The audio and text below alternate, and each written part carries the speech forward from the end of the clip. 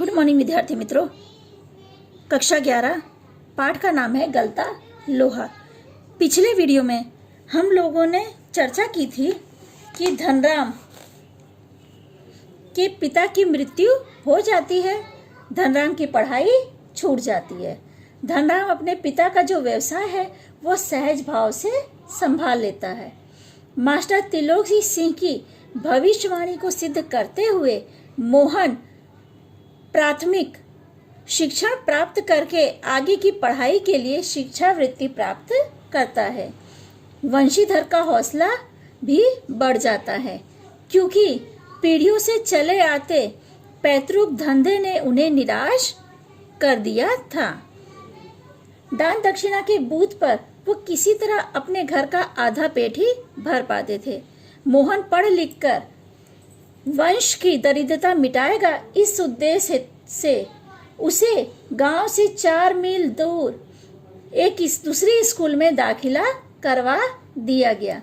मोहन बरसात के मौसम में नदी पार करते हुए 2 मील की चढ़ाई करते हुए स्कूल जाता है।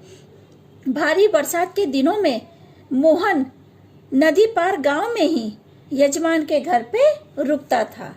एक दिन नदी में पानी कम था तथा मोहन परिवारों के साथ नदी पार करके घर आ रहा था। पहाड़ पर भारी वर्षा के कारण अचानक नदी में पानी बढ़ जाता है। किसी तरह वह घर पहुंचता है। इस घटना के बाद वंशीधर घबरा जाते हैं और बाद में मोहन को स्कूल नहीं भेजते क्योंकि बाढ़ में बच्चे के बह जाने का डर भी होता है, इसलिए वंशीधर घबरा जाते हैं और उसको स्कूल नहीं भेजते।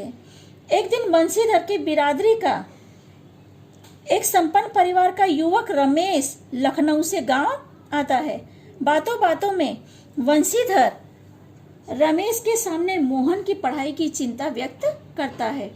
रमेश मोहन को लखनऊ ले जाने के लिए तैयार हो जाता है। वंशीधर को रमेश के रूप में साक्षात भगवान मिल जाए ऐसा एहसास हुआ। मोहन रमेश को साथ लेकर लखनऊ पहुंचता है। यहाँ से मोहन के जीवन का नया अध्याय शुरू हुआ। लखनऊ में मोहन एक नौकर बनके रह जाता है। घर की महिलाओं के साथ साथ गली की सभी औरतें उसे काम करवाती थी। रमेश ने मोहन को घरेलू नौकर से अधिक की हैसियत नहीं दी थी। जैसे तैसे मोहन का दाखिला एक स्कूल में करवा दिया गया, किंतु काम के बोझ के कारण मोहन जो है वो पढ़ाई नहीं कर पाता। गर्मी की जब छुट्टी पड़ती है तो उसे क्या है, अगले दर्जे की तैयारी के नाम पर यानी आगे की कक्षा की तैयारी के नाम पर उसे शहर में ही रोक दिया जाता था। मोहन ने जो परिस्थितियां थी उनसे समझौता कर लिया। घर वालों को असलियत बताकर दुखी नहीं करना चाहता था। 8वीं कक्षा पास करने पर भी उसे आगे पढ़ाया नहीं जाता, बल्कि बेरोजगारी का तक देकर तकनीकी स्कूल में दाखिला करवा दिया जाता है। 2.5 साल बाद मोहन अपने पैरों पर खड़ा होने के लिए कारखाने तथा फैक्ट्रियों के चक्कर लगाने लगता है। इधर वंशीधर अपने बेटे को बड़ा अफसर बनाने की उम्मीद लगाए हुए थे, लेकिन उन्हें क्या पता था कि उनके बेटे की क्या स्थिति है। उनके मन में तो सपने थे कि मेरा बेटा एक दिन बड़ा अफसर बनेगा। जब उन्हें वास्तविक का पता चला यानी वास्तविकता का पता चलता है तो उन्हें दुख होता है। धनराम वंशीधर से मोहन के बारे में पूछता है तो उसे भी झूठ बताते हैं। मोहन और धनराम जीवन के कई प्रसंगों पर बात करते हैं। धनराम ने हंसुए को फाल से बेट से निकालकर तपाया, फिर उसे धार लगा दी। आपने देखा होगा कि हंसुए के पीछे लकड़ी की बेट होती है, तो उससे निकालकर फिर उसे भट्टी में तपाया है। अपने लोग जैसे चक्कू यहाँ पे इस्तेमाल करते हैं तो आप देखो चक्कू के पीछे प्लास्टिक का या लकड़ी का बेत होता है। इसी तरह हंसुआ भी होता है, आगे लोखंड का और पीछे लकड़ी का बेत होता है। तो उसे क्या निकालकर उन्होंने तपाया और धार दी। धनराम को मोहन का अपने यहाँ पर आना और बैठना असमंजस में डाल रहा था। इसका मुख्य कारण ये था कि मोहन ब्राह्मण परिवार का है और धनराम जो है वो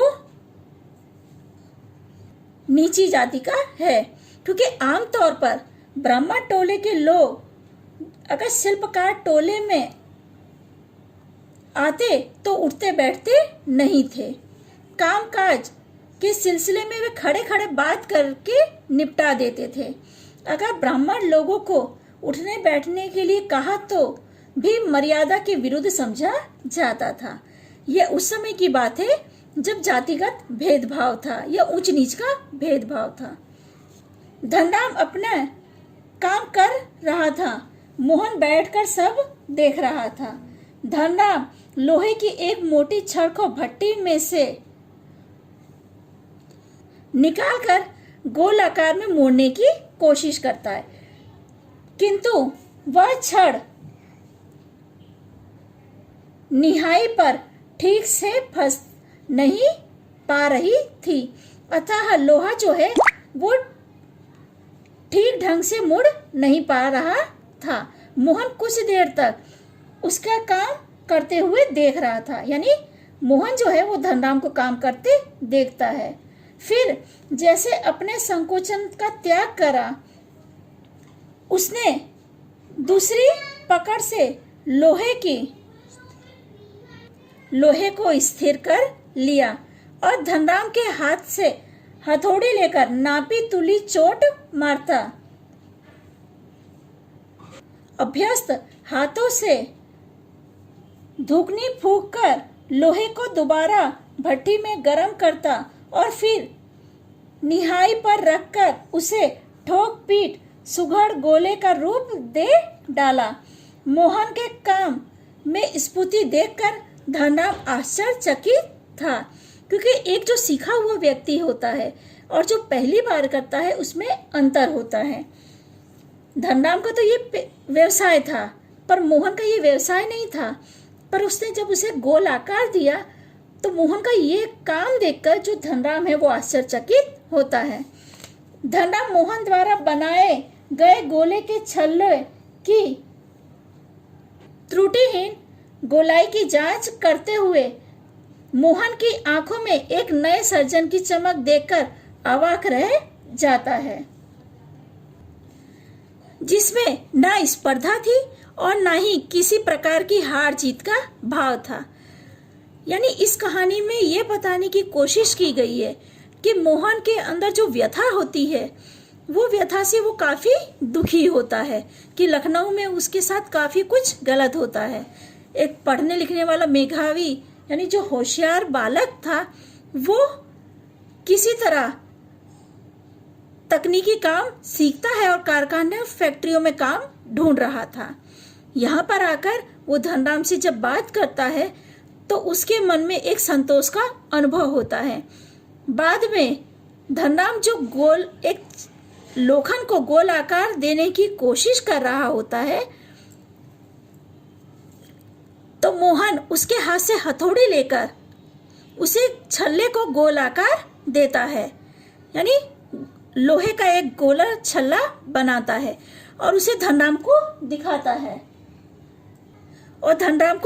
है और उम्मीद कर रहा है कि धनराम उसे कुछ कहे। उसके आंख में एक सर्जन की चमक है। ये मोहन की बात है। ठीक है विद्यार्थी मित्रों, मैंने आपके साथ सारांश की चर्चा कर ली है या पाठ के भावार्थ की चर्चा कर लिए। एक बार आप सभी लोग पाठ का वांचन कर लेना।